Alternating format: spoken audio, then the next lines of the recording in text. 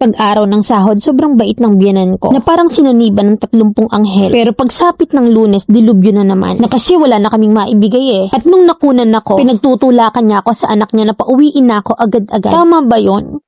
First GF ako ng boyfriend ko ngayon. Noon excited yung mga magulang at mga kapatid niyang makilala ako. Dahil sa wakas nagka-girlfriend na raw yung bunso nila. Hanggang sa umuwi ako sa kanila at 4 months kaming nagsama. And sa 4 months na yun is not good. Nung kakarating pa lang namin sa bahay nila ay okay naman. Mahiyahiya pa ako at ini-entertain naman ako ng maayos. Pero nung nabuntis ako, dun na nagsimula ang dilubyo. Dun na nagbago ang lahat. Lalong-lalo na yung mama niya kasi mamas boy yung boyfriend ko And bunso pa. Hindi ko alam kung masama ba yung loob niya kasi magkakaanak na yung paborito nilang anak. At yung mga dating ginagawa ko na tinutulungan ko sa gawaing bahay ang mama niya, lalo na sa paglalabay, hindi ko na rin yun magawa. At doon na nagsimula na tartuhin ako ng pangit dahil hindi na nga ako makatulong. Isinusumbat pa nila sa akin na wala man lang daw akong maitulong sa kanila. At yung boyfriend ko na nag-work that time na tuwing sahod at Sabado ay binibigay lahat sa akin. Na ang napapansin ko lang sa binan ko na kapag ka Sabado tuwing sahod, sobrang bait niya na parang sinaniban siya ng 30 anghel. At pagsabit ng Lunes, dilubyo na naman kasi wala na kaming maibigay. Na kasi nga bumili na rin kami ng mga needs namin Hanggang sa na-stress ako sa mga ginagawa niya sa akin. Na kesyo, chinichismis niya pa ako pag hindi ako nakakagising ng maaga. At yung mga cravings ko na hindi ko masabi sa boyfriend ko. Yung mga gusto kong kainin. Na kasi one time nagsabi ako sa boyfriend ko at narinig yun ng mama niya. Sabay tingin sa akin na masama na parang ayaw niya talaga magkaanak yung bunso nila. Lagi naman akong pinagtatanggol ng boyfriend ko. Pero ikinasasama yun ng mama niya. One time pa nga na nag-away kami ng mga kamag-anak niyang pakilamera. Na nag-notes ako noon at ang sabi ko, ang pangit na nga, ang pangit pa ng ugali. Nung mga time na yun, kaaway ko rin yung pinsan ko. At nag-reply sa akin yung kamag-anak ng boyfriend ko. At ang sabi,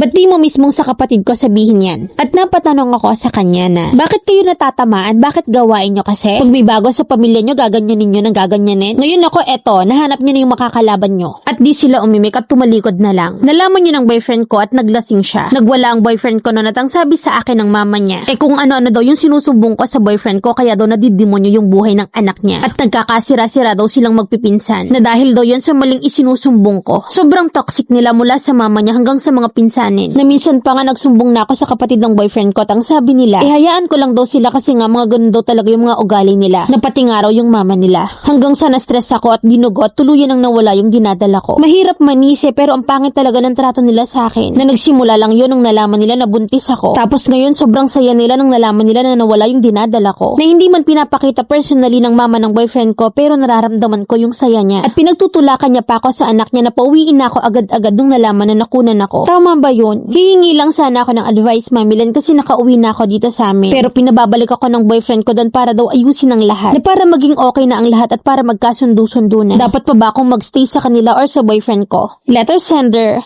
Janice.